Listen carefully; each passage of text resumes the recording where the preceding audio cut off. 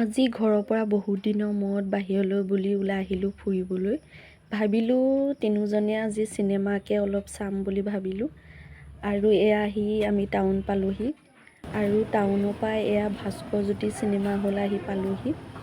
গাড়ীখন ৰখাই গাড়ীৰ পৰা নমাই আহি এয়া কিনাৰতে থকা জুম স্কাইত অকণমান সোমালোঁ আৰু ফটো কেইখনমান উঠিয়ে আমি এয়া এতিয়া টিকেট কাটি চিনেমা হললৈ এয়া সোমাই আহিলোঁ আৰু ভাবিলোঁ অলপমান কিবা এটা খাই লওঁ।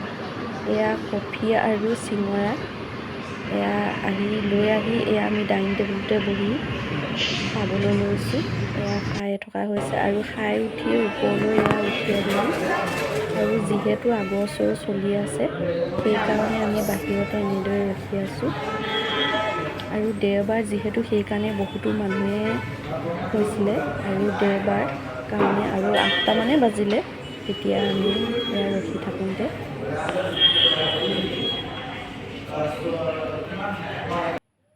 আৰু এয়া এতিয়া আমি ভিতৰলৈ এয়া সোমাই গ'লোঁ চিনেমা চাবৰ কাৰণে।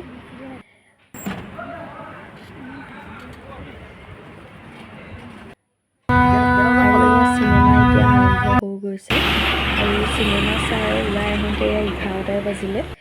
এতিয়াতো ঘৰত ভাত বনাই খাবলৈ সময় নাই। এয়া হোটেলত সোমাই আমি ভাত খাবলৈ ল'লোঁ আৰু মই খালোঁ হাঁহৰ মাংস, মানুহজনে আৰু ল'ৰাটোৱে এয়া গাহৰি মাংস খাবলৈ ল'লে।